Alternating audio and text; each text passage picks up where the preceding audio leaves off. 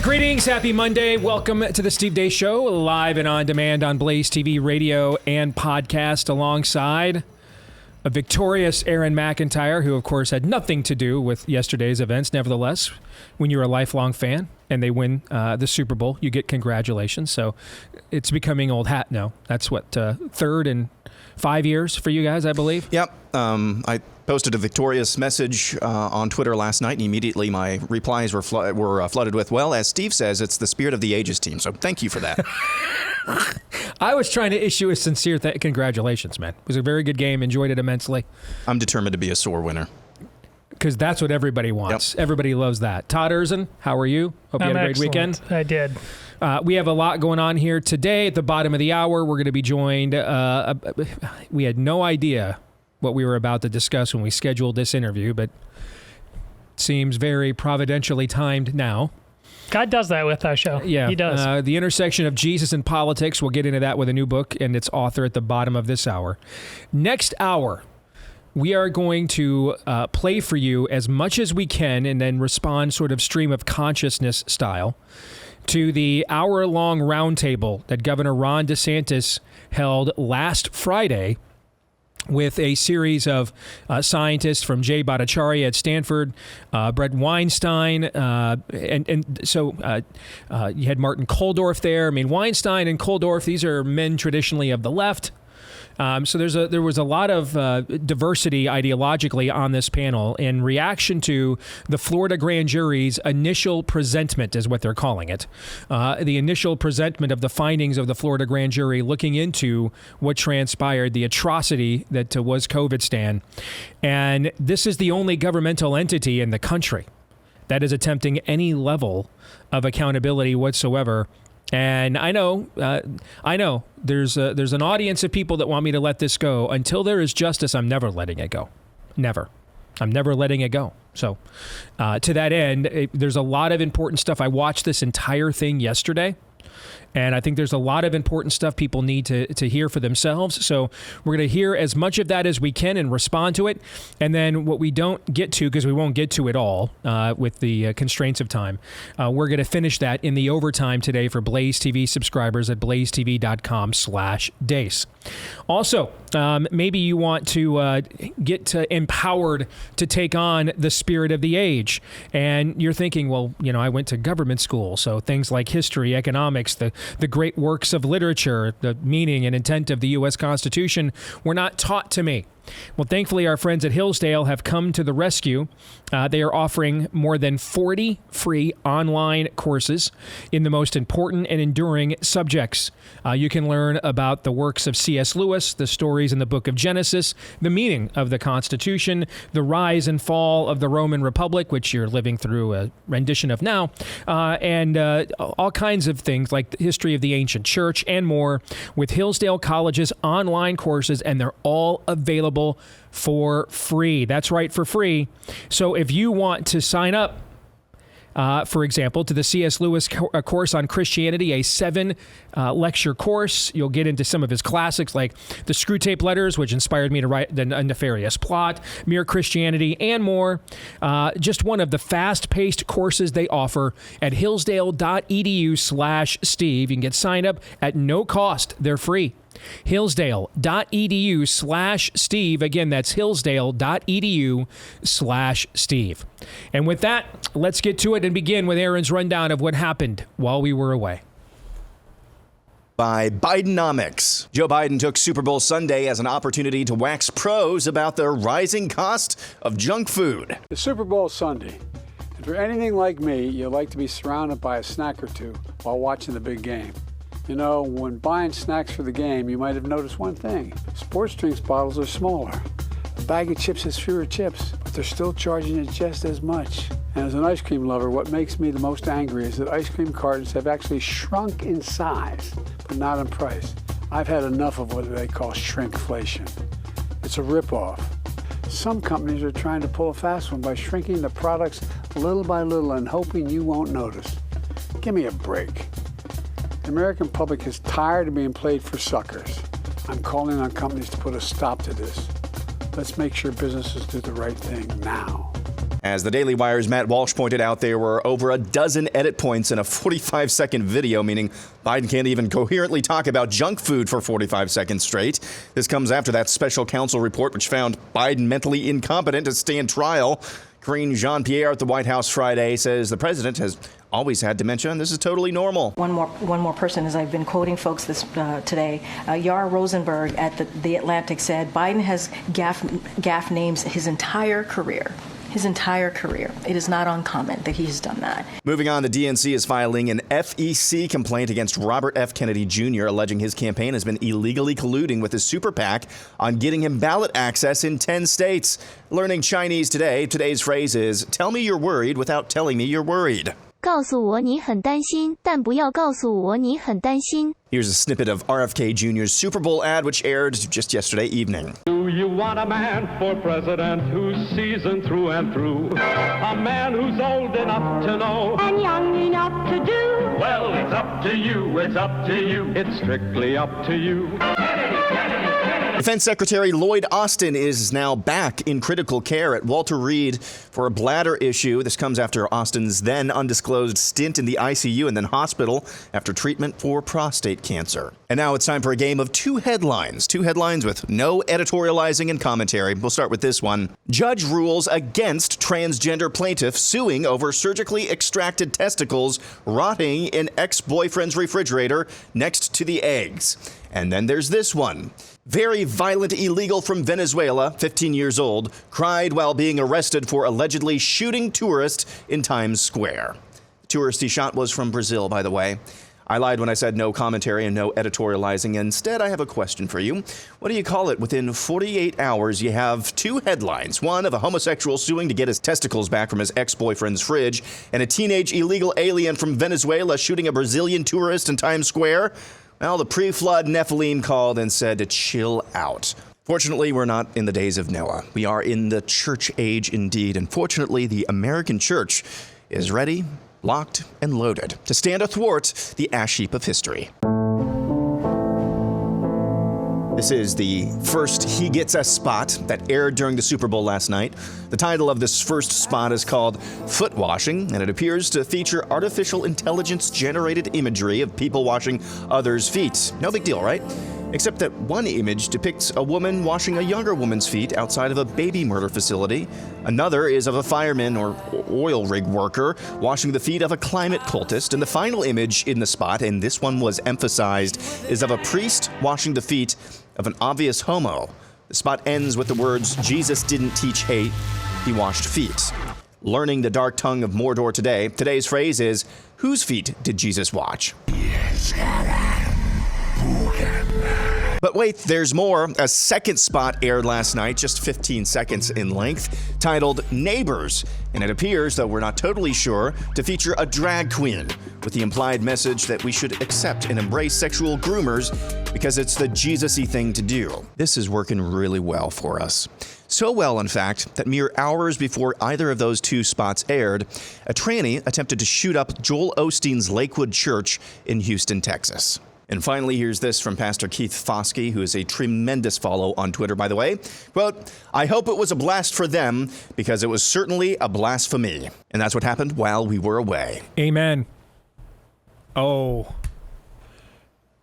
I have not even yet begun on this topic, and I am on a 16-hour bender now, I believe, about this since I saw this ad live. But Aaron's Montage brought to you by our friends at Patriot Mobile. For a decade now, they've been America's only American mobile phone provider. Help them build the parallel economy. They are on the cutting edge of doing that. Unfortunately, there are not a lot of places these days where you can completely avoid doing business with people who hate you if that's what you want to do. Thankfully, though, one of those places is with your mobile phone. If you make the switch today to Patriot Mobile, you won't have to directly fund the people that hate you any longer. And if you're a member, you can switch to any of the major networks at any time with their outstanding U.S.-based customer service team. And they are outstanding. I speak for experience where that's concerned. If you're a veteran or first responder, let them know when you go to make the switch. And they've got extra ways to say thank you for your service. For the rest of us, you'll get a free activation with the offer code Steve. A free activation with the offer code Steve if you make the switch today at patriotmobile.com/Steve. That's patriotmobile.com/Steve. Use the offer code Steve at patriotmobile.com/Steve. A decade ago, first of all, let me just say this. I'm going to preach. And a lot of you are going to get more Bible, sadly, than you probably got in church yesterday. So there's your disclaimer. And yeah, I prayed every day since the Lord convicted me a year ago that he needs apostles and not assassins. But there were times that assassins brought rebuke, correct? Apostles. Whole letters of them, in fact. Apostles brought rebuke. Yeah.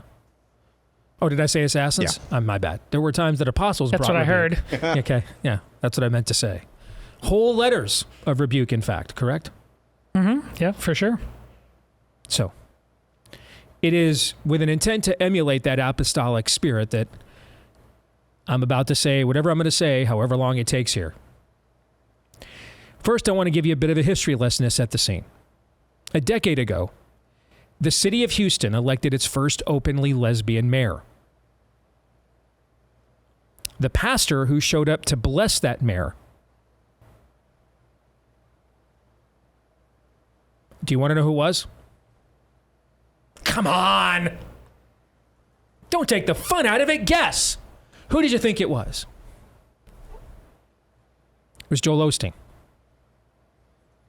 Joel Osteen showed up to bless that lesbian mayor, who then turned around and took his blessing. And when she tried to turn public restrooms and other places in Houston into among the very first places of gender-bending madness in the entire country, and a group of pastors got together. See, this is my curse of the photographic memory, and it ain't, post 50, it ain't what it was when I was 30, but it's still pretty good. I remember things like this. It's better to not remember things like this, to think these things always just happen in a vacuum as a snapshot, because they're bad enough just like that. They're even worse when you've got the benefit of history to provide it context. So I know I've condemned my fellow evangelicals quite a bit for abandoning tradition because it just meant we got rid of church history. But on second thought, maybe you were right to do so, albeit for the wrong reasons. Because it makes things, if you know the history, it makes things actually even worse than you think they are. For example, a decade ago, Houston elected its first openly lesbian mayor. She was blessed by Joel Osteen. She then turned around and took that blessing and attempted to turn the city of Houston into among the very first places of gender madness island of Dr. Moreau in the United States, one of the 5 largest cities in the country deep in the heart of Texas. Osteen offered no opposition to this. Many of his other pastors in the city of Houston, though, did. They organized. And when it came up for a citywide referendum, and if I'm getting any of the details of this wrong, you're one of those pastors, you remember this? I'm doing this all from memory. I literally just thought of this 10 minutes ago. So forgive me. A group of these pastors that did speak up got together. There was a city ordinance about whether to permit the mayor to do this. She lost. And she lost badly, as I recall, by like 30 points in Houston, a very blue city. How did she respond? Did she say, the people have spoken?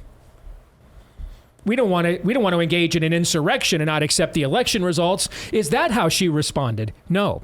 She responded by attempting to subpoena the sermon notes, looking for hate speech of the pastors, hoping to find areas where they had violated their nonprofit status to speak out on behalf of this.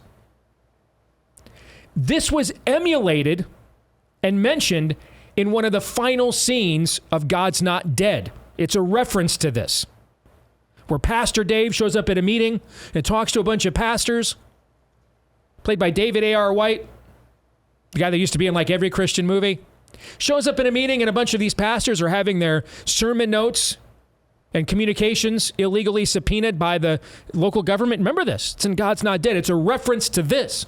This happened. Joel Osteen blessed the lesbian minister. He did not oppose her. It's one thing to bless her the way David blessed the king of Babylon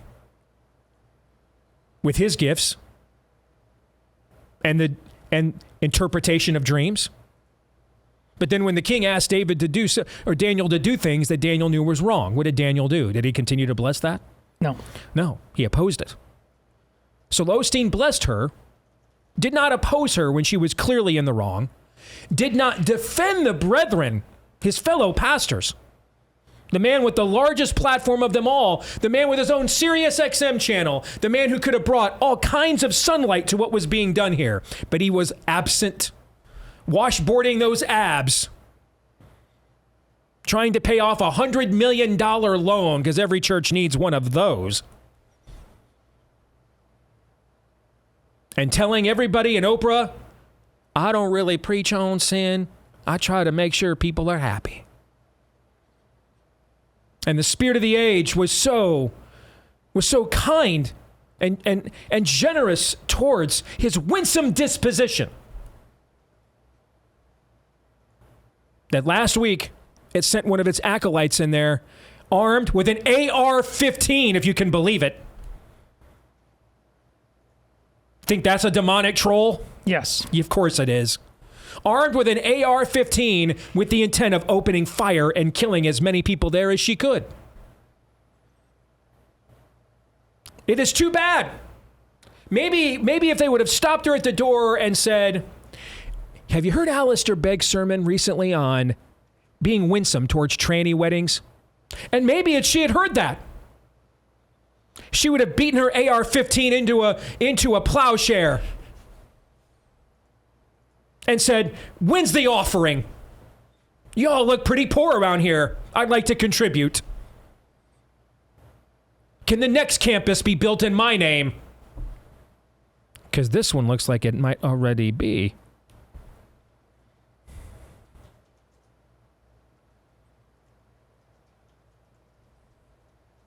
That's your repayment for betraying your Lord, for betraying his brethren, for slandering them. That is your repayment, and you have received your reward in full. That is your repayment for your winsome take with your Scottish accent to let us know you're not an American fundamentalist. You're part of the British evangelicalism that hosted a disco rave at the Church of England Saturday night. That's your repayment too. You, sir, also, you have received your reward in full as well. What's wrong? Was the Potter's Field not good enough? Was the ratio on Twitter not positive enough? Was the engagement and clicks not high enough for you? Well, you don't get you even more if we send one of our people in there armed to the teeth to kill everybody there. That'll get your engagements up.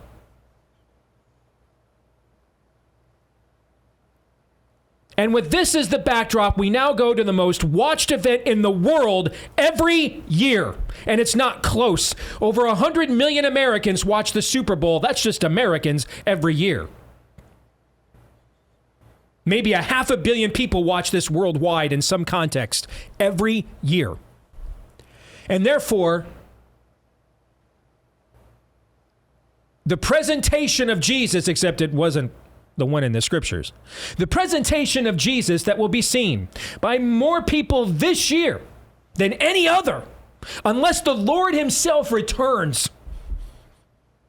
Unless the Lord himself returns, the presentation of Christ that more people will see than any other this year. Take all the best sermons we have, all the best ministries we have, and they don't hold the jockstrap of the reach of that event last night. And you want to know what's the dead giveaway? When you look at the ad that Aaron played, you want to know what's the dead. This thing had been annoying me since last year's Super Bowl, as just well-meaning but soft-headed. You want to know what the dead giveaway? It's just flat out propaganda and heresy. I'll tell you, this is the dead giveaway. Does anybody wash the feet of the redneck in Alabama who drives truck and has a MAGA sticker on the back?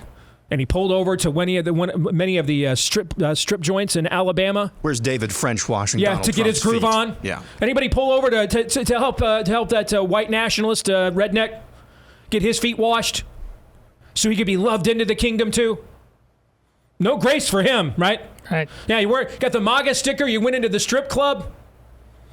You took your kid's inheritance into the nickel slots at the casino. And just pour them into that day after day after day after day. So you'll have nothing to hand your kids and they'll have to pay for your burial. Probably have to have you cremated because they can't afford it. No grace for them, right? There's no grace for them. It does appear not. No, there's no mercy for them.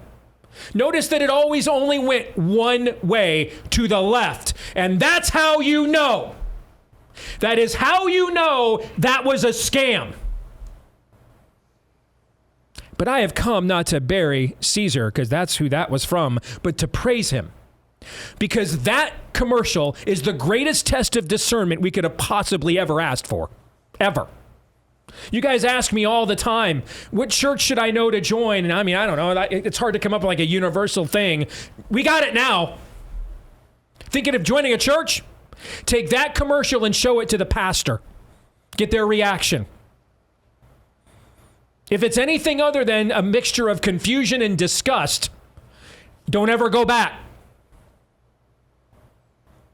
Not the place for you. They either don't have discernment, they're in on it, or they're gutless. Those are your options. Any of them good? No. Nope. That's the simplest one. It's only a minute. Show them that. See what their reaction is. If they attempt to soothe it at all, just walk out. You're wasting your time. The salt has lost its savor. It's of no use to anybody but to be thrown out and trampled underfoot. Furthermore, the depiction in this ad of the biblical narrative is demonic. It's 180 degrees opposite. There is an instance of Jesus washing feet in the scriptures. This is true. Whose feet did he wash? The deniers? The harlots? Did he wash Pilate's feet? He did not. Did he wash Herod's feet? No. Did he wash Caiaphas's feet? Not that we know. Whose feet did he wash? His disciples. The disciples! The people in closest fellowship to him. Those he specifically groomed for leadership in the church, to call others to repentance. Those he had given grace to, and they were now to give that grace to others. Grace that comes from what? The hearing of the word. And what is that word? You must repent of your sins. Everybody hated what Jesus preached. That's why they killed him. Pilate did not sign off on the murder of Christ because, like Joel Osteen blessing the lesbian pastor, Christ gave him a blessing, but because he did not.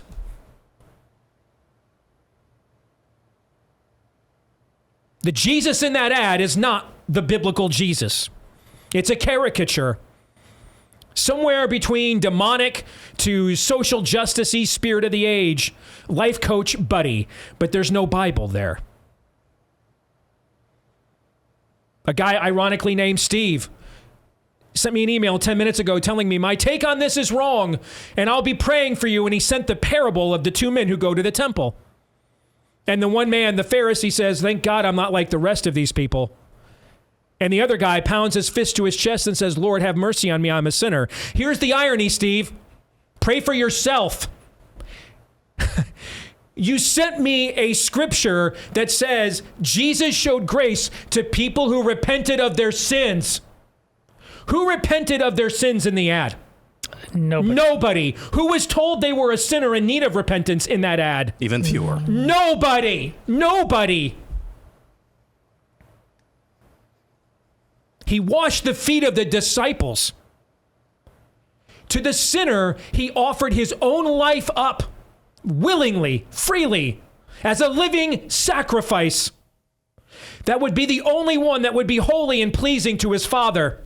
to pay the debt, the sinful debt for mankind, for doing things like creating that idolatrous ad that ran in front of 100 million people plus last night, for doing things like being cowardly pastors and not telling them the truth so they die in their sins, and you failed as a watchman on the wall, for doing things like I almost did, abandon my own family and leave and divorce my wife. Therefore, by the grace of God, go I.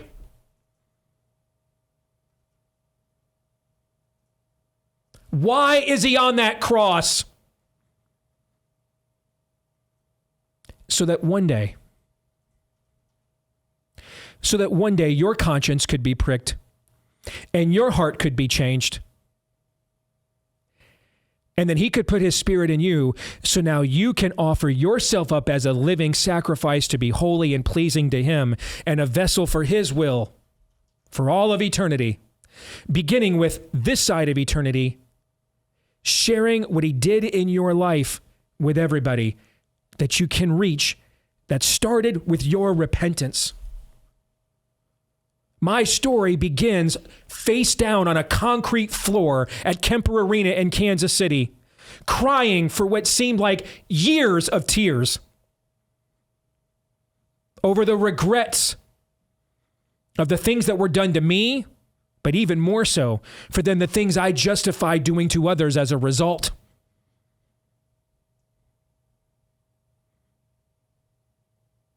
None of that is in that ad. Having a group of wealthy Christians come together to fund an ad that gives the zeitgeist the exact caricature of Jesus it already has, and rejected, by the way, doesn't want any part of that either. You happily, that's why I started with the story of Lakewood Church. You happily affirm them. They will still come back and give you nothing. They're still laughing at you. You're still a bigot. You're not better than the Christians who actually believe in the fundamentals. You're just dumber. At least Esau got porridge. He got some soup. You got nothing. They still hate you anyway. Bless the lesbian mayor. Don't be like Steve Deace and the pastors he likes that tried to stop her from spreading evil as a tumor throughout the city of Houston. Be Joel Osteen. And it's okay, because the spirit of the age will repay you by sending its acolyte armed with an AR-15 into your ministry in the hopes of killing everybody there they have enough ammunition for. That's your repayment. No, you're not smarter than us. You're not more nuanced than us. You're not more winsome than us. You're an idiot. You're dumber than us. You're getting called all the same names. But you lost your anointing and testimony in the process for nothing. You're Esau. Without the soup. And having a group of wealthy Christians come together and create that ad that just completely surrenders to the zeitgeist, every syllable of it.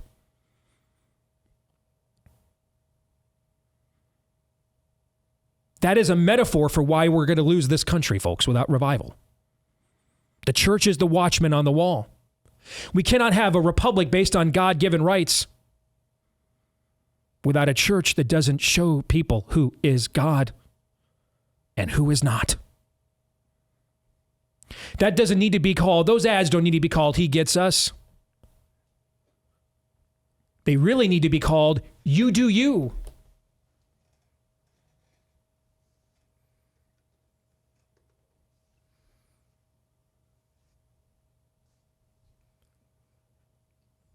We are in serious trouble. Serious. And before we start talking about the spirit of the age or any of the other things happening on the other side, if those are our Christian leaders and our Christian mega donors, start building monasteries. But make sure you're all armed, because they won't leave you alone there either, I promise. Ask Joel Osteen.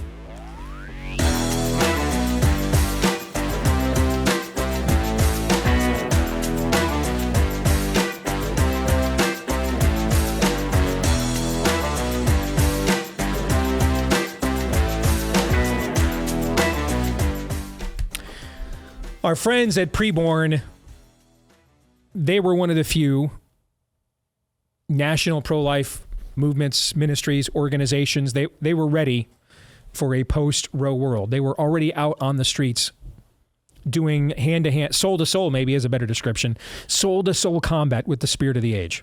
Finding moms like my mom was, pregnant at 14, getting ready to have a baby at 15. Do I carry this kid to term? Do I not?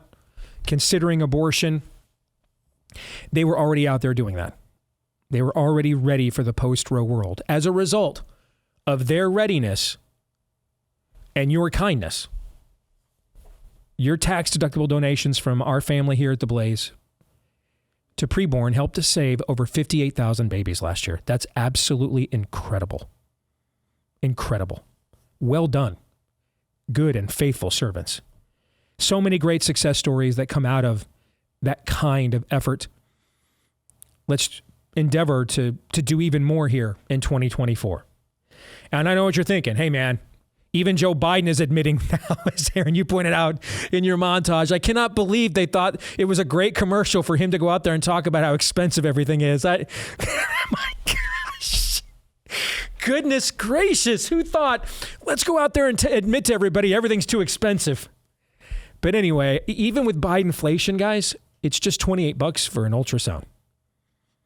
And that ultrasound over the years, about 80% of the time when a woman sees that, her conscience is convicted. She doesn't go through with murdering her child. I doubt there's too many other places you could better spend $28 today. And it's tax deductible. Preborn.com/Steve is where you want to go. Preborn.com/Steve. Don't forget, they're also there for prenatal, post-delivery care for these moms too. It's not just, hey, we convinced her not to get an abortion. She's on her own. They're discipling. And all of that is free of charge with tax-deductible donations from people like us as well. Preborn.com/Steve is where you want to go. Again, preborn.com/Steve. All right, speaking of discipleship, new book out. Bunni Pounds is the author. It's called Jesus and Politics.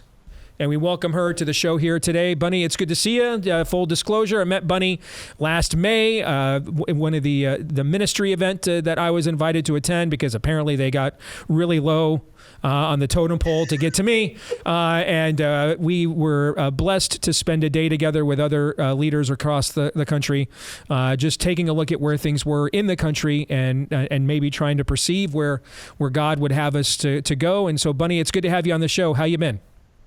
Oh, great to be with you, Steve. And we got a lot of work to do to disciple Americans. Or we could spend millions of dollars putting up an ad in front of 100 million people that just gives people a complete spirit of the age caricature of Jesus instead and doesn't call them and point them to repentance so they can actually receive his grace, but just an empty gesture in order to make it look like we're winsome and cool. We could do that instead, Bunni. That's another. I'm not saying anybody's done that recently, like last night, but that's another option. We could just go with that. We've been trying that we've been trying the whole purpose-driven thing, seeker-sensitive thing for about 30 years. How's America doing with that, do you think? We're not doing very well. And I love that you're going all profit on this because it really is an issue. We do not have a biblical worldview. George Barna did a survey in 2021 where it said the 50% of Americans think that they have a biblical worldview. But when you ask them basic theology questions or biblical worldview questions, only 6% of Americans actually do. So we have a problem. Our heart with Christians Engaged and what we're doing every day is awakening the church, but then educating them and empowering them to be good American Christians. And the only way that you become a good American Christian is actually studying the Bible and knowing what you believe. And knowing that God's real and he wants to empower you to be a leader in this country. One of the things there's two reasons why I wanted to have you on today. One is I had a chance to meet you and was just very impressed by your heart is number one.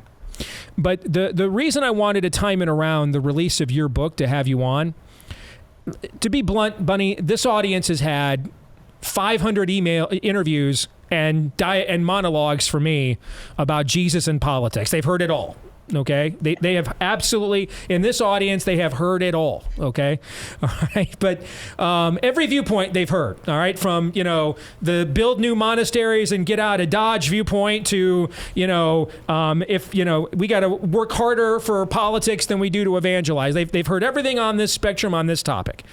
What I liked about what you did here is this is actually, even though it's timed obviously for an election year, but there's a broader application.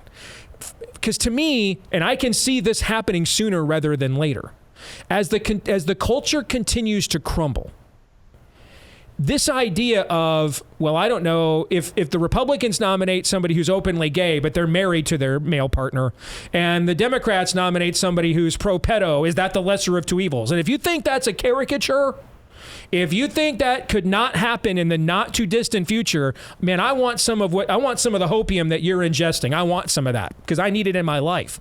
So there could come a time, certainly, where Christians just could say, just stand in Herod's palace like Christ did and say, this ain't our place, man. I'm just silent. Not my fight. Not what I'm here for. I don't represent.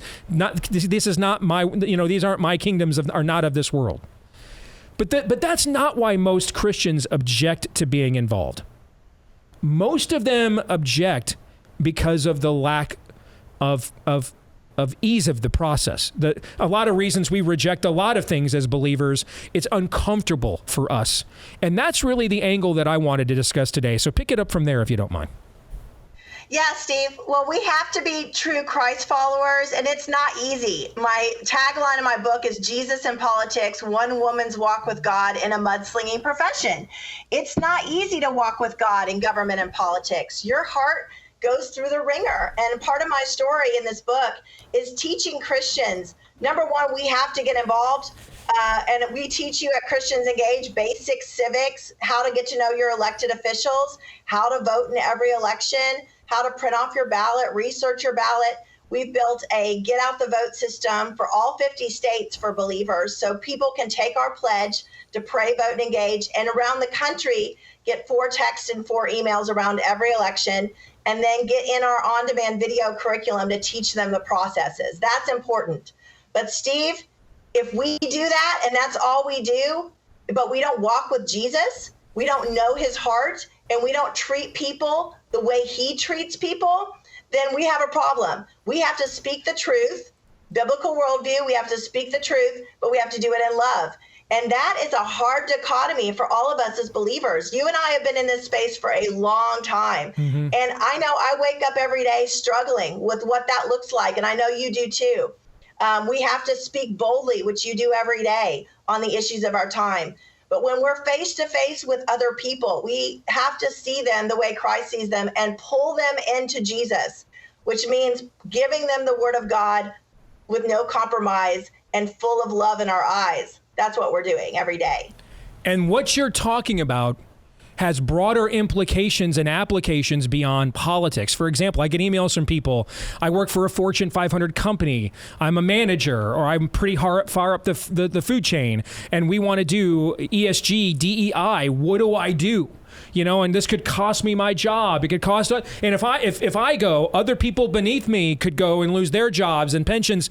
It's the same conversation, just sub out politics for whatever is the arena that you're in, where at this point the full expression of the lordship of Jesus isn't honored, which is like everywhere nowadays, and there's going to be the same difficulties that you're talking about, the same need to prepare how to engage that process, because I'm not permitted. My life is not my own. I was bought at a high price, the price of another person's life. Another man gave his life for mine. Okay.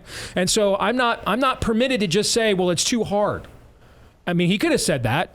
He could have come down from the cross. He could have, in the middle of his pre-crucifixion torture, could have just said, you know what, on second thought, y'all ain't worth it. I'm going to dip. He could have done that. Didn't. All right. He finished the race. Now I'm to finish the race for him. So this idea of getting comfortable being uncomfortable, getting forewarned so I'm forearmed, understanding the process. What are the bylaws of my job? I could take everything you just said about understanding the political process. What are the bylaws of your corporation? What are they and what are they not permitted to impose on you, right? The same things that same process could apply in any walk of life where you want to try to be prophetic in your walk.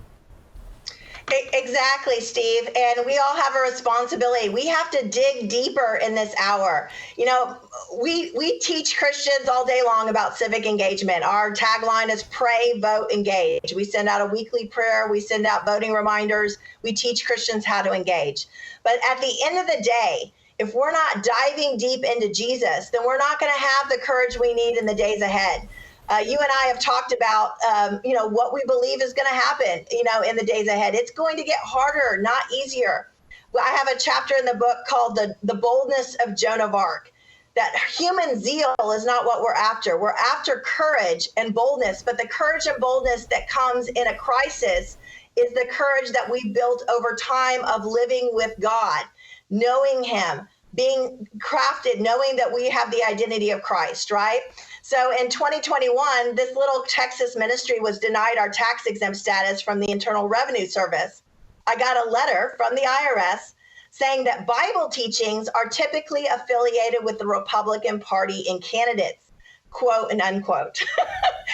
And they went on to say, because you're teaching on the sanctity of human life, biblical justice, debt and taxation, Israel, these things are inherently Republican, and therefore you're not nonpartisan.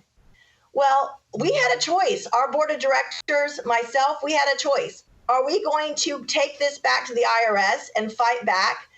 It could hurt our personal life. It could hurt our businesses with audits.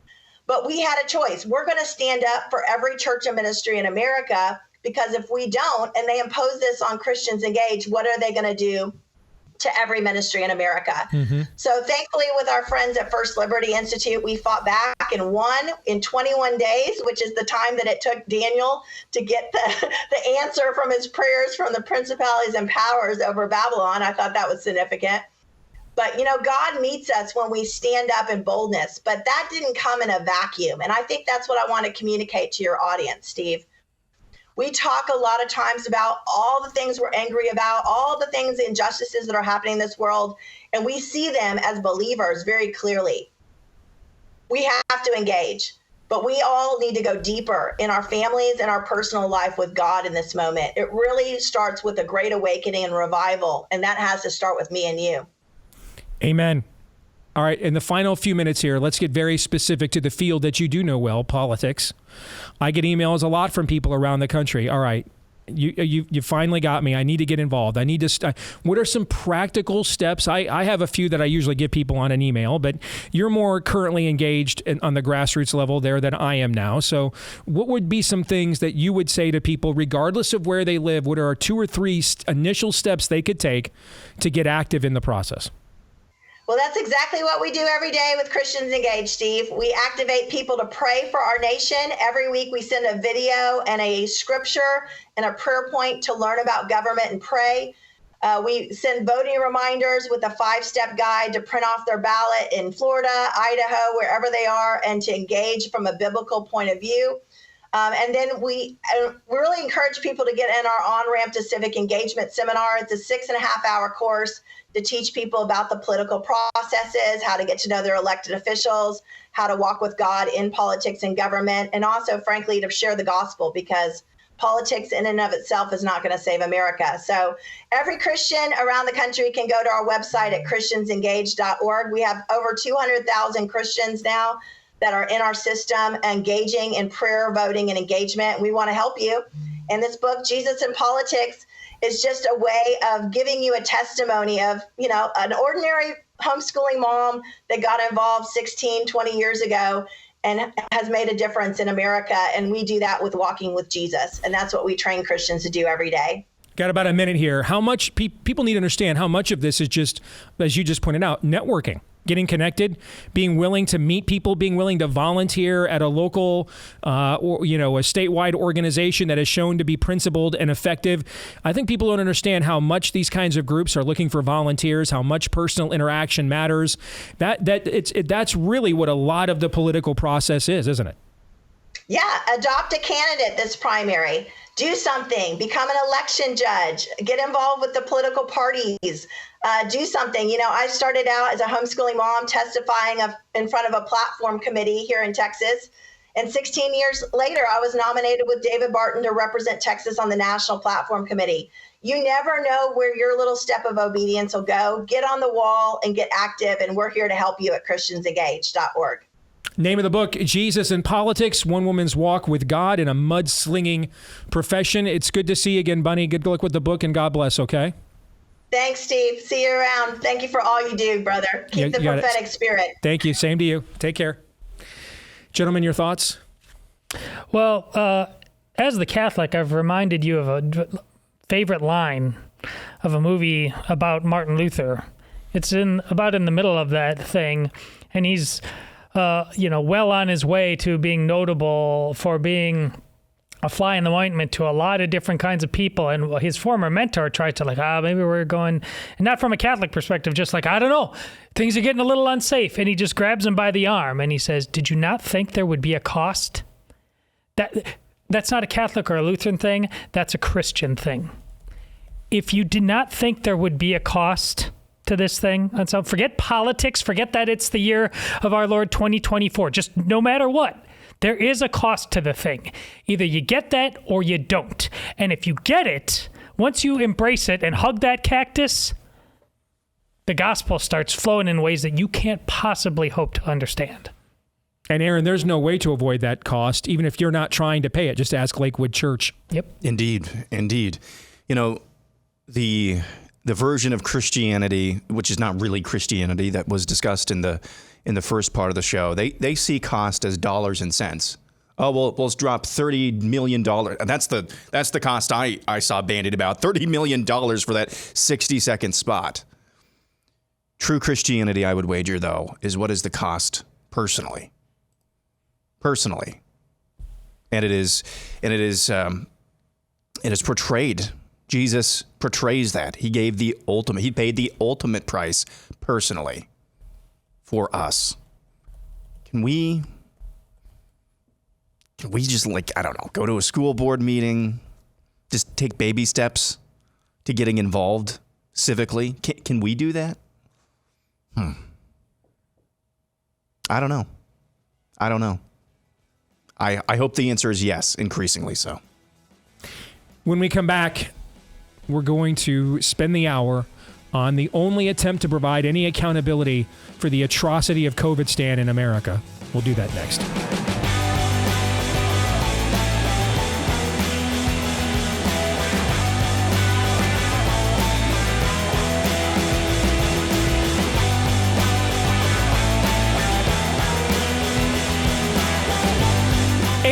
Greetings, back with Hour 2, live and on demand on BlazeTV radio and podcast alongside Todd Erzen and Aaron McIntyre. I am Steve Deace.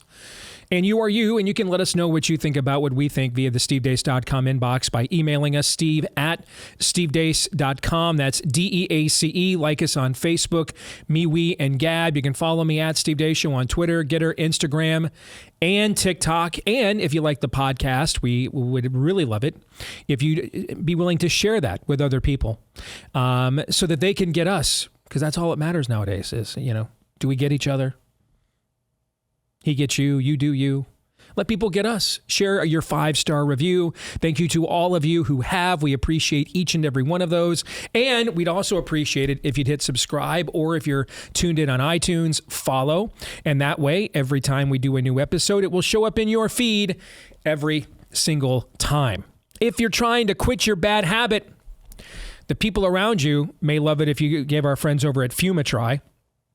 Instead of vapor, Fume uses flavored air. Instead of electronics, Fume is completely natural. And instead of harmful chemicals, Fume uses delicious flavors. Why? Because not everything in the habit that is bad is bad in and of itself. So it takes your bad habit and makes it better, healthier, and a whole lot more enjoyable with its award-winning, innovative flavored air device that does just that. Through our friends at Fume, it comes with an adjustable airflow dial, so it's designed with movable parts and magnets for fidgeting, giving your fingers a lot to do, which is also helpful for the distressing and anxiety side of your habit. Fume, by the way, it's spelled F-U-M. M as in mother. F-U-M.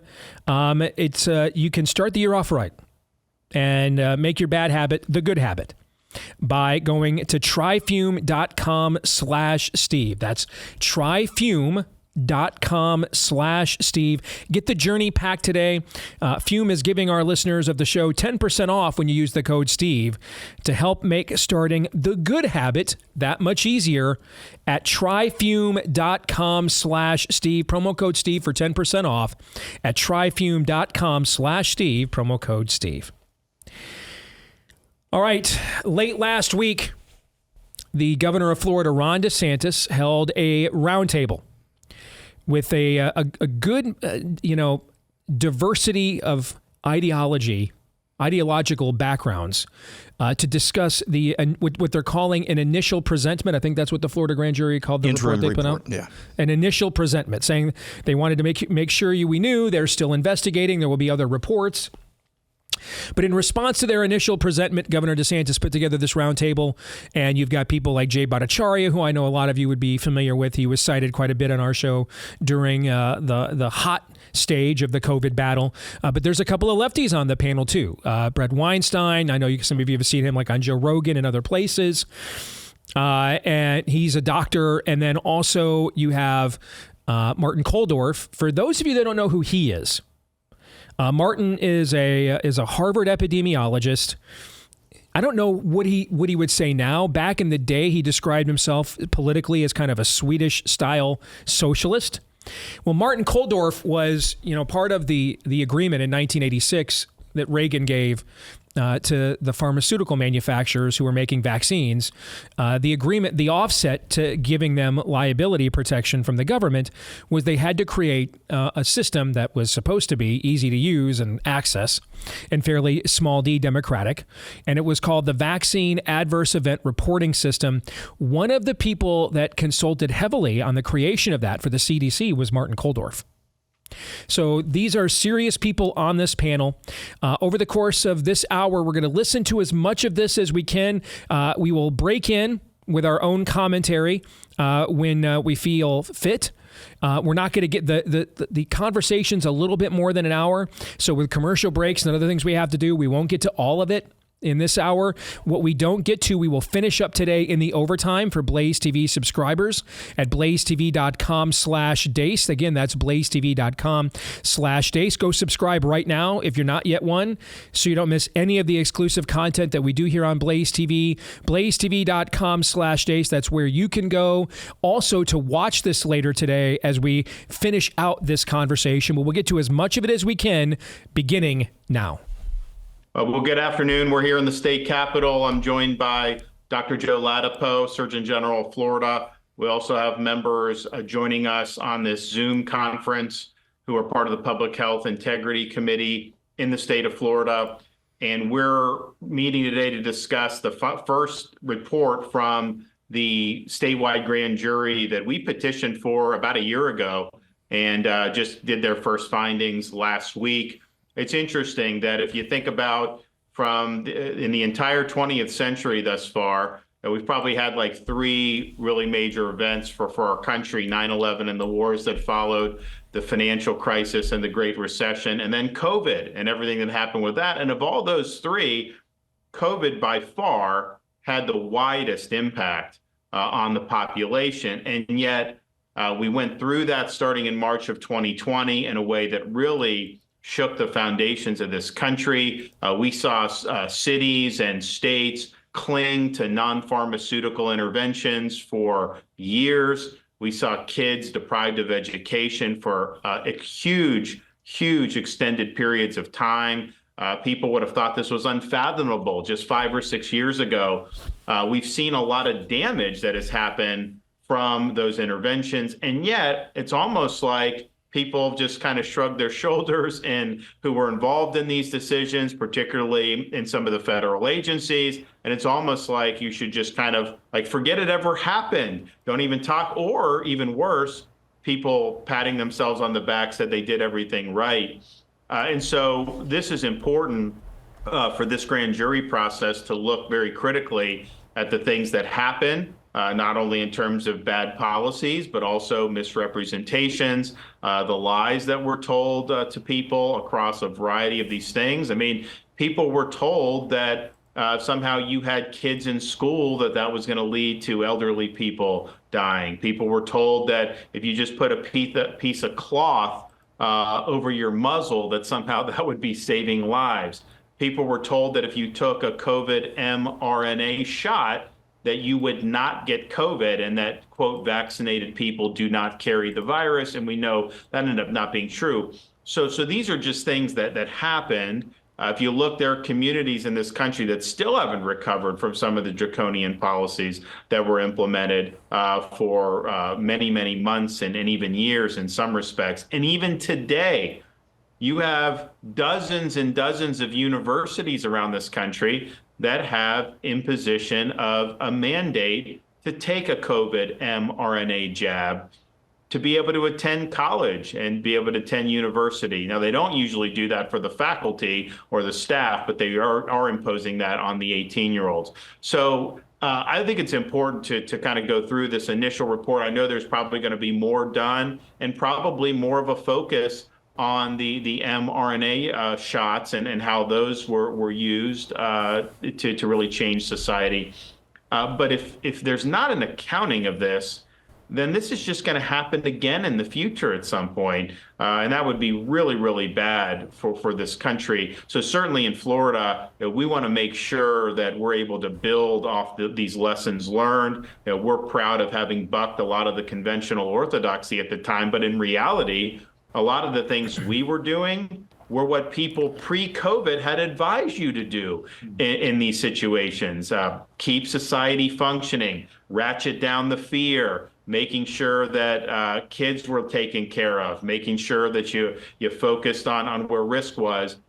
And that was just kind of our approach. It was viewed very negatively by a lot of powers that be. But in reality, if you go back and read some of the literature from years past, before COVID ever came onto the scene, it was pretty much what a lot of people had been advocating for quite some time. So what I want to do is, I just wanted to go around the horn. We'll start with Joe. All right, freeze it for just a second.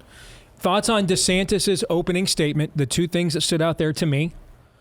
Number one, him pointing out this is one of the top 3 events to happen this century, and there's little to no follow-up, follow-through, no blue ribbon panels like we got post 9/11, for example. Okay, where you're just bizarrely you're seeing like nothing. I thought that was an interesting point that he made. And then number 2, to say that he believes that they will more single-mindedly focus in on. Notice he's not calling it the COVID vaccine. Have you noticed that? Shots. Calling it the mRNA shots. Okay, that he believes that future efforts from this grand jury will be to zero in more specifically on those shots. Thoughts on those two things, or anything else that stood out to you about his opening statement? I'll only say this once because I obviously want to focus on the details like everybody else, and you know how much this issue means to me. But I can't believe we passed on this guy. His depth of knowledge, his ability, as you said, Steve, to put things in the proper context, the gravity of the situation, to be an adult in the room and to not have this just about cheap political parlor tricks. How in the hell did we pass on this guy? Yeah, I think he's also telegraphing an answer to a question you asked him in his post-race dropout interview right here on this show, which is, hey, is there any mechanism that you can use in Florida to hold jab manufacturers accountable?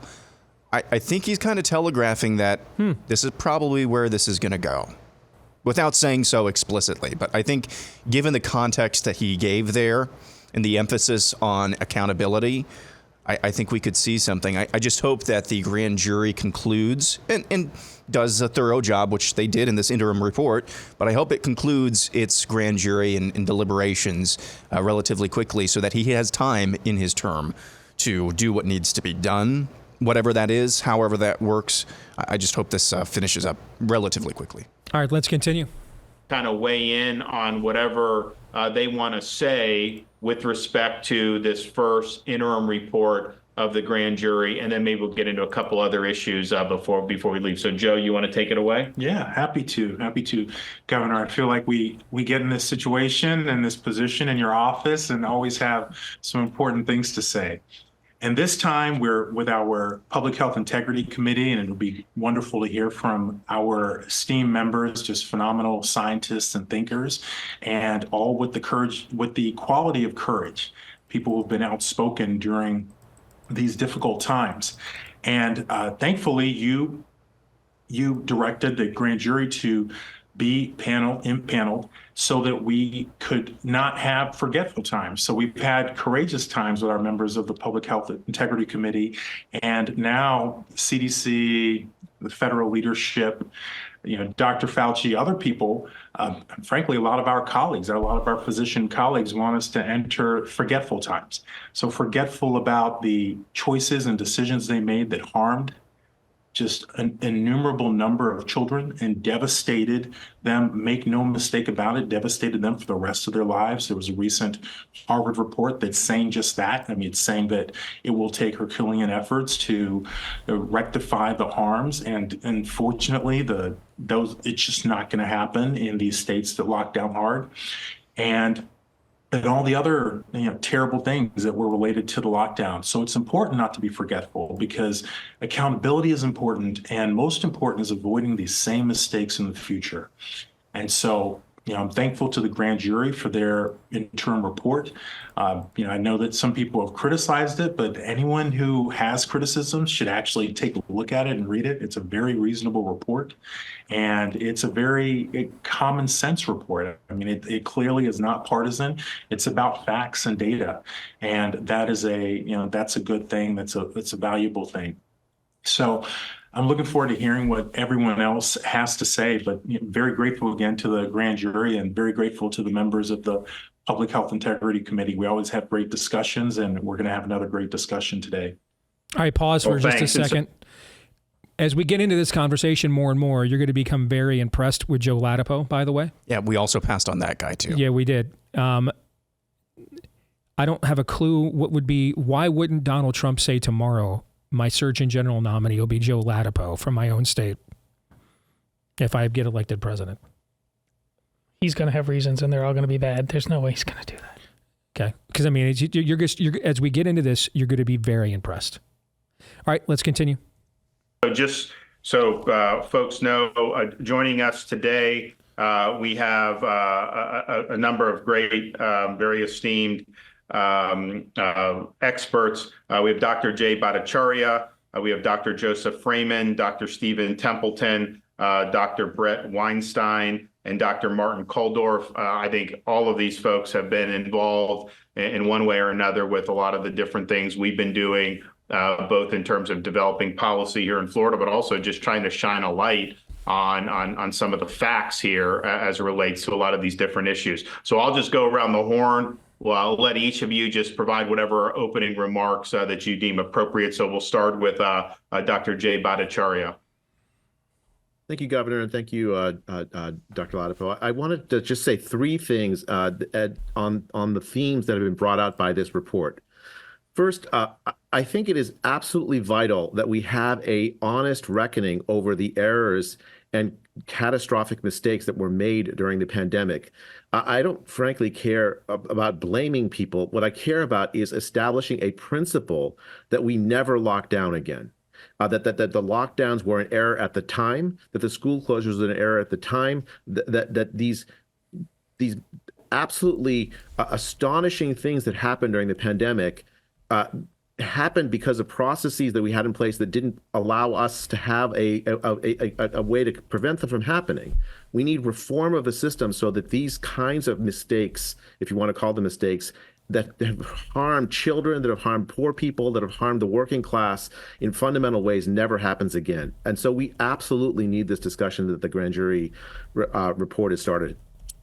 Second, the grand jury report actually highlights on the topic of masks how fundamentally the entities like the CDC and other bodies ignored basic science, used their power to silence scientists who disagreed with them, and then subverted the normal reliance on high quality evidence to make decisions.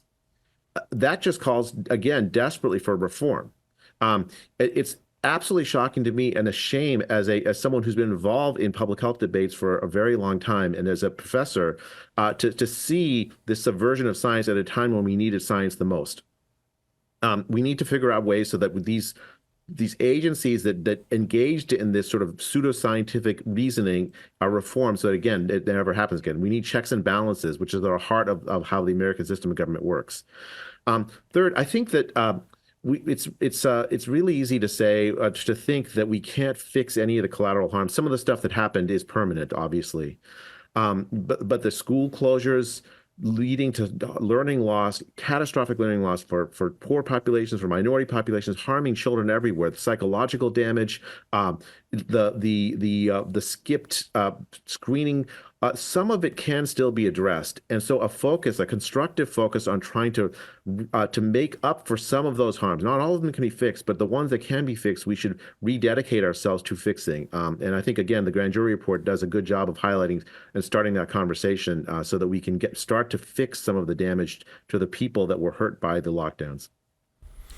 All right, pause for a minute.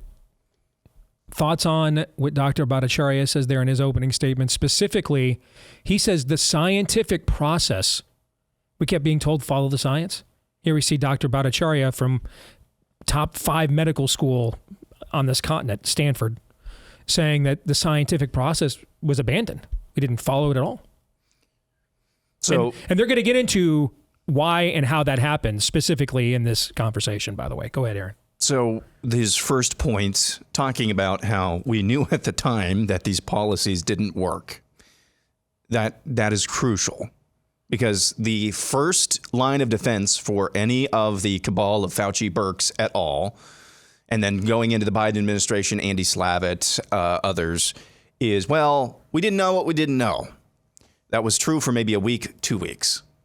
And then you had some data. Then you could take a step back. Correct. For having this go on for months, years, there's no excuse for that. So that's one really important point. Quickly, one of his proceeding points about how you just mentioned that the scientific method was abandoned. I'd be really curious, and anybody on this panel, if you gave them put the Wonder Woman lasso of truth around them, I wonder how close they are to recognizing why that is the case. That'll be discussed. That will be discussed. Yep. Let's continue. Great. All right. Thanks so much. Okay. Now we'll turn it over to Dr. Joseph Freeman. I'm sorry. Yes. I was just saying I would echo much of what Dr. Bhattacharya here is saying. And it's quite obvious. I don't think that you could speak to anyone in the country who says that the way we handled COVID, the way things went, was that it went well. I think that it's quite clear that every American knows that there were a large number of mistakes were made.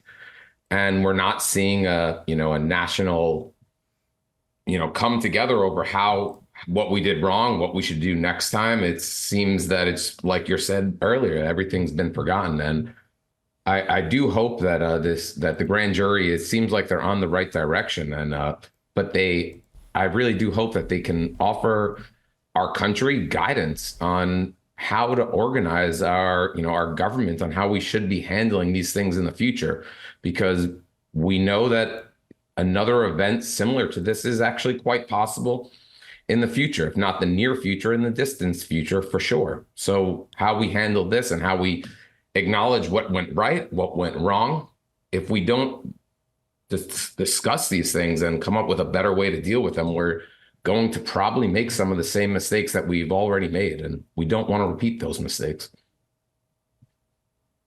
Great. All right, Dr. Stephen Templeton. Yeah, I'd echo both of what Joe and Dr. Freeman and Dr. Bhattacharya have said.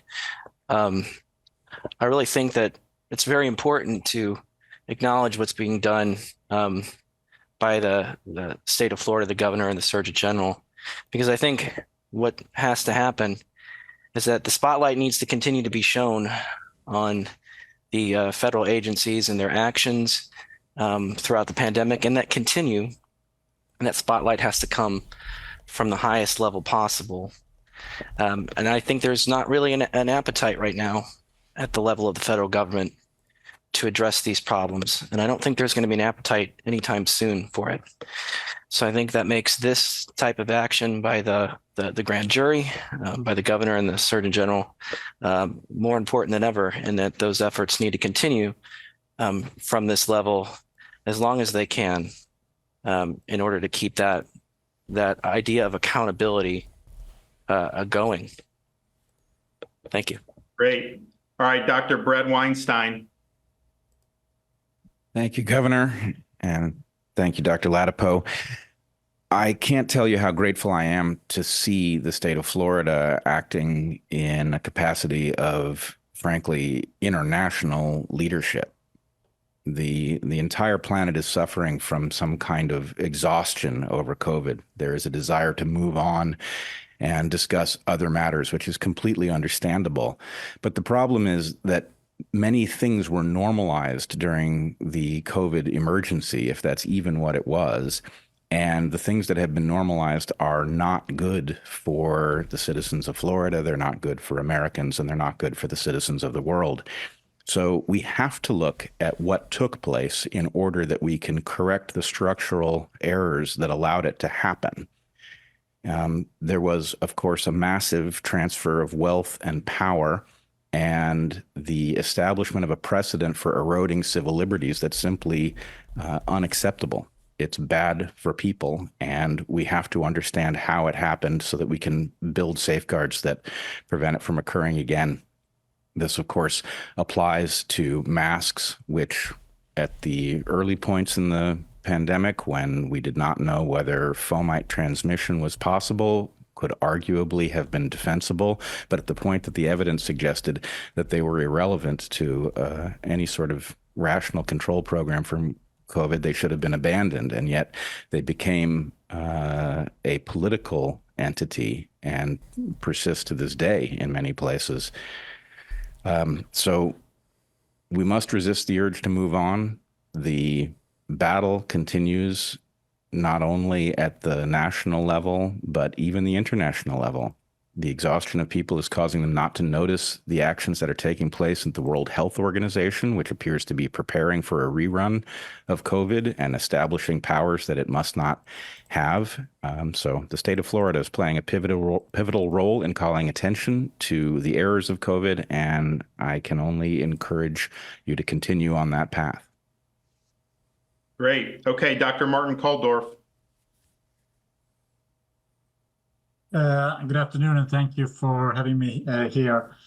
So science is the humble search for truth, often a winding way, but the truth is there, and the role of a scientist is to diligently and honestly search for that truth.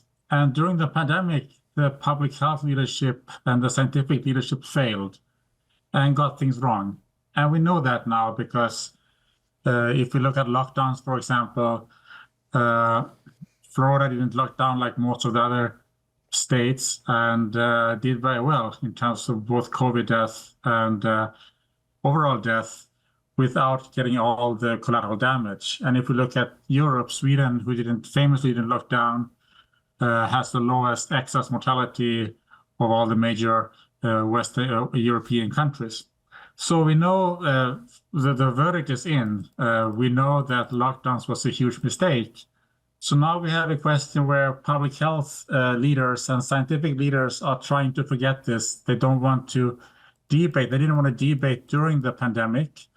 And they don't now want to testify to the Florida grand jury. And that is a problem.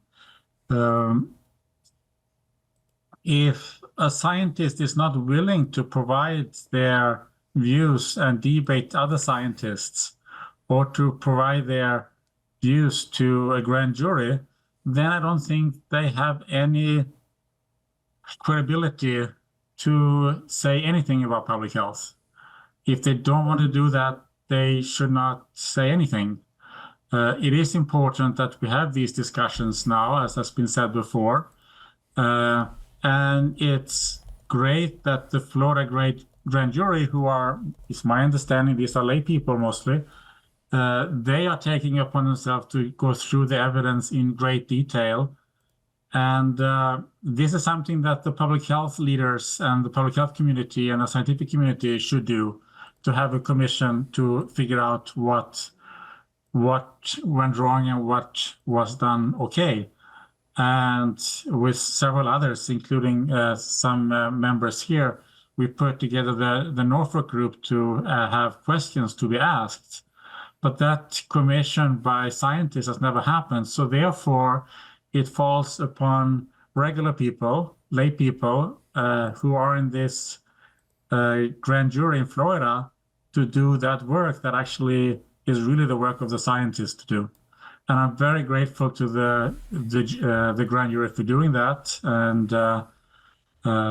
And it's very important work. And I'm very grateful to the state of Florida and to the governor for initiating this grand jury. I think it will have, as has been said before, enormous international importance. So thank you. So now we've heard the opening statements from everybody. We'll get into the meat and potatoes of this. And they're going to start itemizing the specifics of what they just talked about when we come back. First, let me tell you about our friends at Real Estate Agents I Trust. When you absolutely positively have to buy or sell a home, let's face it, sometimes that's, in fact, a lot of times, not the easiest and most stress-free process. That's why you want to go with Real Estate Agents I Trust, because this is where you're going to find agents that you can actually trust. It's a lot of work. It can be confusing, particularly in this current housing market. There are a lot of potential pitfalls and mistakes that could be made. So why not work with among the best agents in your area? They're top sellers, the people that know the lay of the land, the best practices to get you and your family where you need to go, the outcome that you need, whether that's move in a different neighborhood, in the same town, or across the country. Most of these agents, they're fans of the Blaze as well, so you've got a common value system in common with them as well. So do yourself and your family a favor. Check them out today. realestateagentsitrust.com. The name says it all. realestateagentsitrust.com. Again, that's realestateagentsitrust.com. The emphasis on lay people that you just heard there. Mm-hmm. I wonder how many of those on the Florida grand jury, just average Joes, they fell into the category of just wanting to move on. Mm-hmm. That's an interesting question. And then you read their interim report, it is scathing. It's time for a lot more people to wake up like that grand jury did. Well, hopefully what gets discussed when we come back will help to that end. Stay tuned.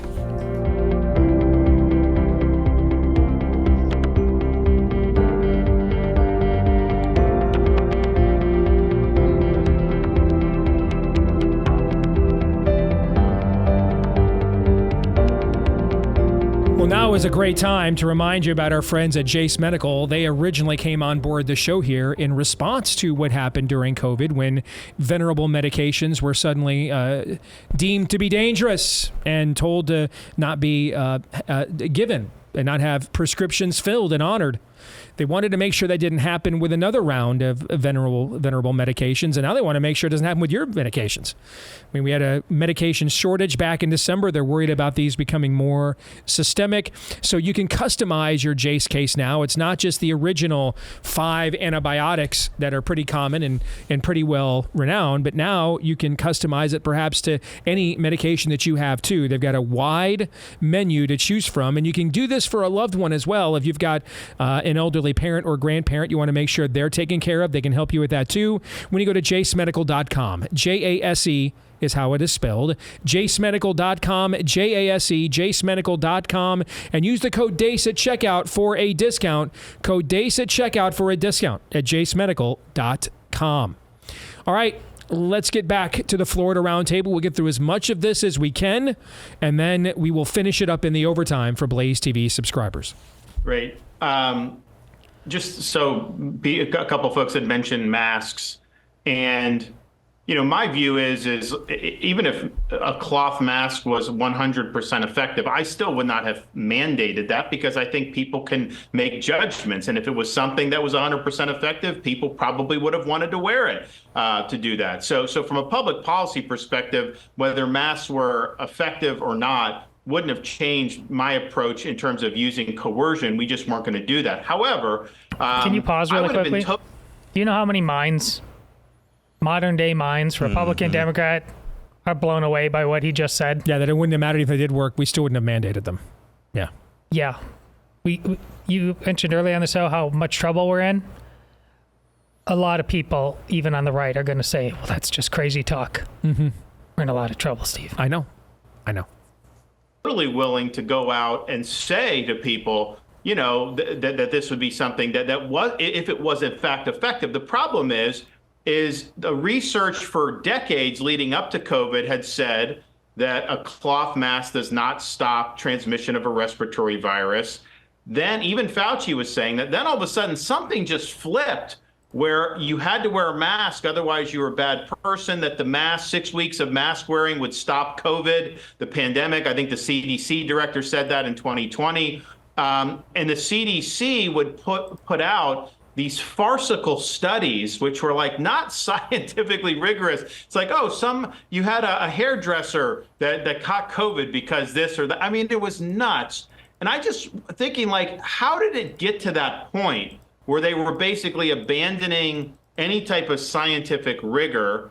And what would happen is CDC would create some slop study, put it out, and then corporate press would just run with it. Mm-hmm. And then they would say, well, that means masks will save, 20,000 lives, or whatever they would say.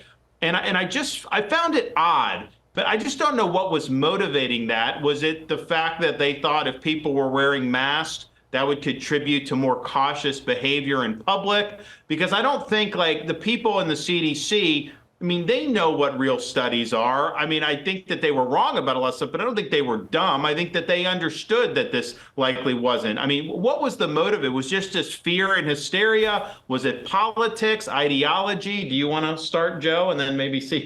Yeah. Oh, that's a great question. I think it's a multifactorial issue. It actually makes me think of Dr. Weinstein. I think I'm gonna pitch to him in a moment. And but I want to just take a moment to just emphasize what you said, which is that we have no problem. I mean, I personally don't like them, but in terms of if they work, great. I want people to know whatever works. I want them to know about it. And if something doesn't work, I want people to know that. But here we had something that that didn't work, but people were just determined to push, and people turned to Florida. And absolutely, to the credit of the governor here, he's got company now. Back in the early days, I think he had Dr. Kaldorf and Dr. Bhattacharya here with him, and others of us were in the orbit somewhere supporting you guys. But, the governor was out there alone, neck out, completely taking the heat. Took a lot of courage, and that it's important to acknowledge that just in and of its own right. But it's also, I think, even from a broader perspective and related to the grand jury report, it's important to to appreciate the importance of courage, especially when times are hard. And it's, again, something that's a quality of everyone who's joined this call and this meeting. And it's so important. I mean, literally, to say it saves lives is an understatement.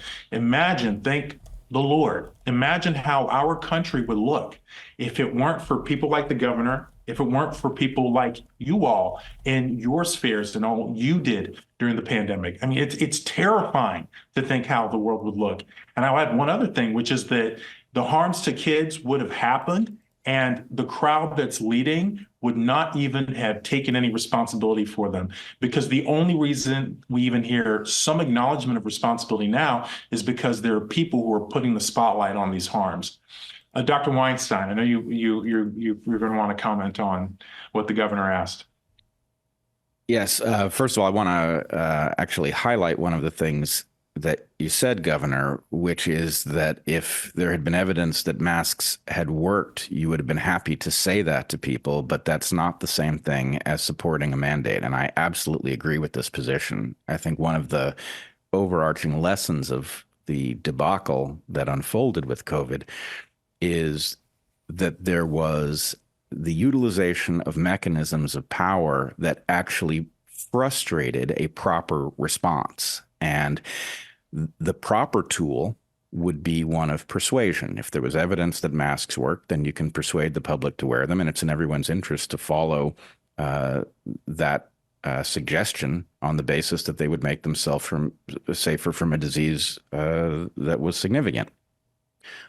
So I think that this actually should have characterized the entire response to the extent that early treatments were blocked at the pharmacy. That was evidence that somebody had failed to convince doctors that drugs that were in the pharmacy were ineffective at treating COVID. Why was it impossible to convince doctors if the evidence was so persuasive that things like ivermectin and hydroxychloroquine were effective? So the point I would make is the normal systems of science and medicine and governance were all frustrated here by a process in which something dressed as public health was used to institute restrictions on people that were not based in science or proper thinking about personal health. And pause. This is really important. This is the money line of this entire hour, is that right there. And that statement is the source, that's the thesis, that's the mission statement of what was done to us those few years.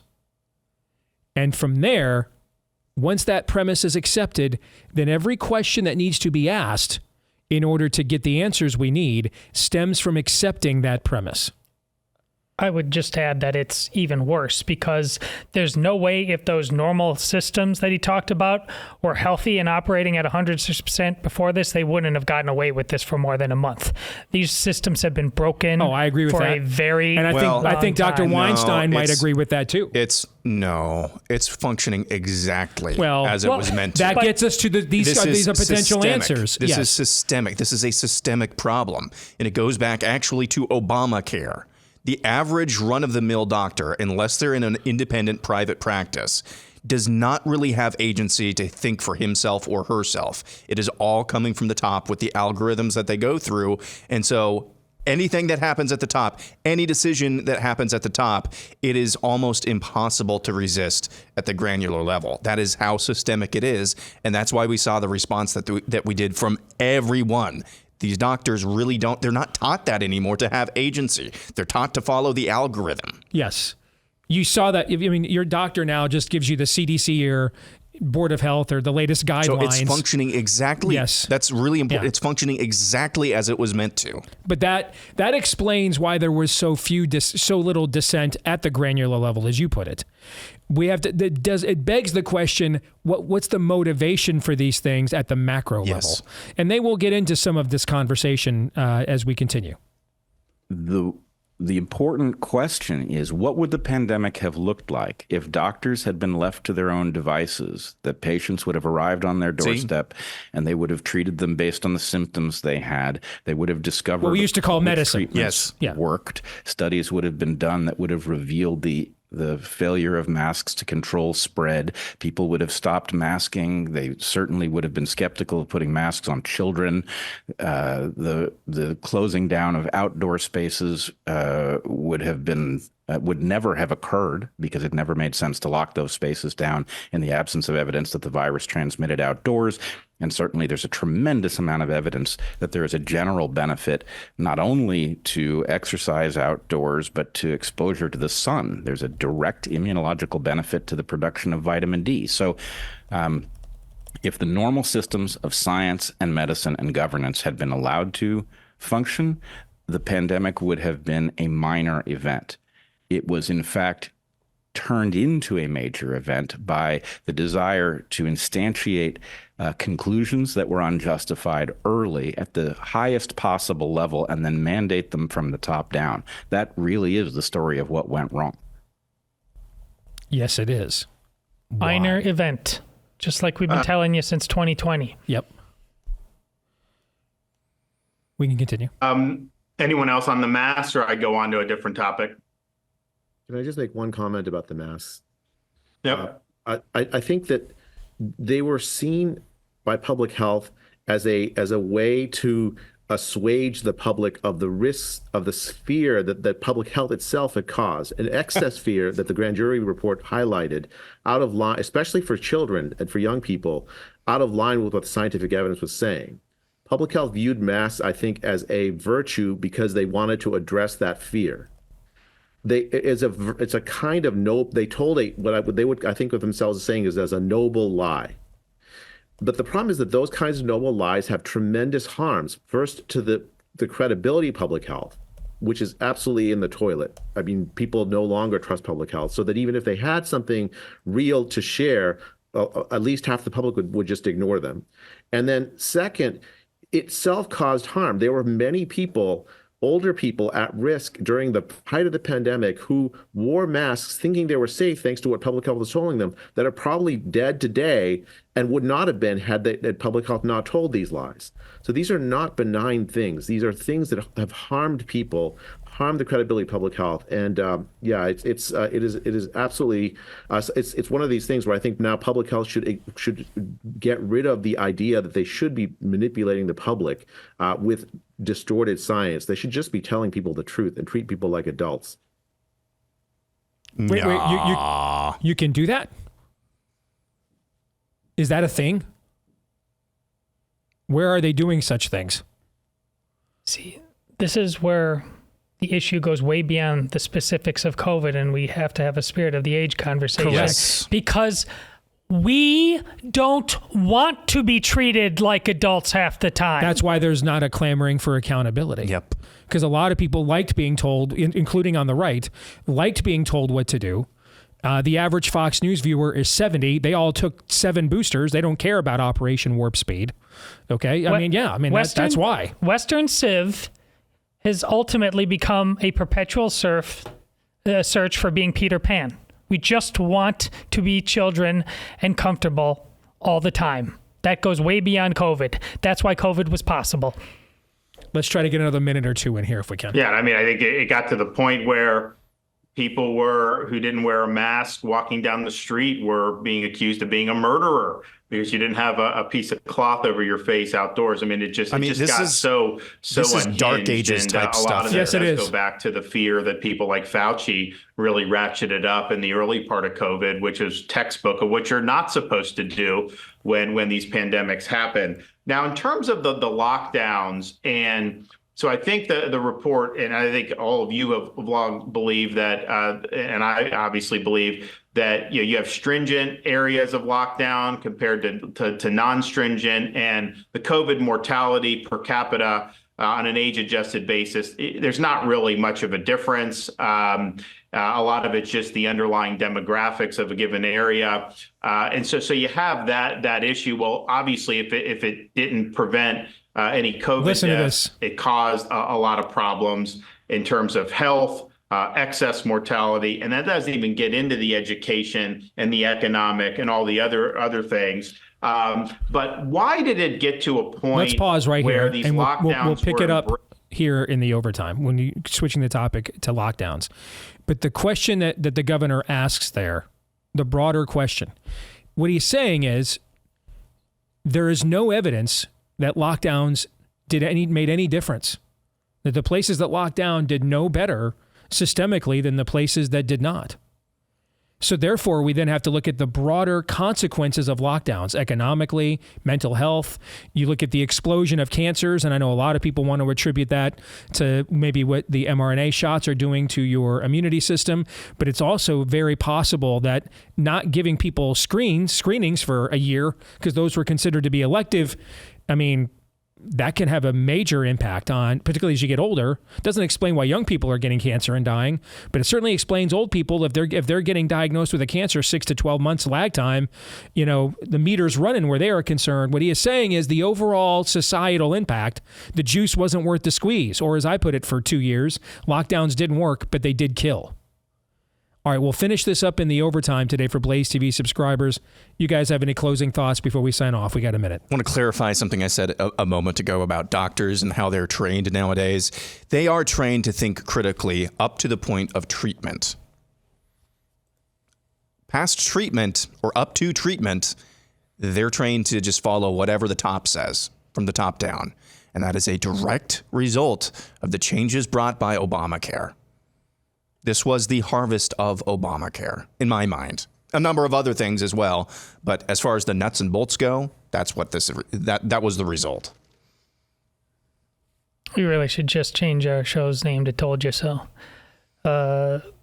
Folks, we've got to, going back to where Martin Kulldorff talked about trust the experts. He's an expert, and he said if any expert ever again tells you to trust him and isn't willing to debate the topic, run. We need to learn that lesson. If you don't, you deserve what you get after this. And that's why, as Ron says, we're going to get it again. Yeah. If we don't address this. We'll continue this in the overtime for Blaze TV subscribers. For the rest of you, we'll see you tomorrow. Until then, Romans 8:28.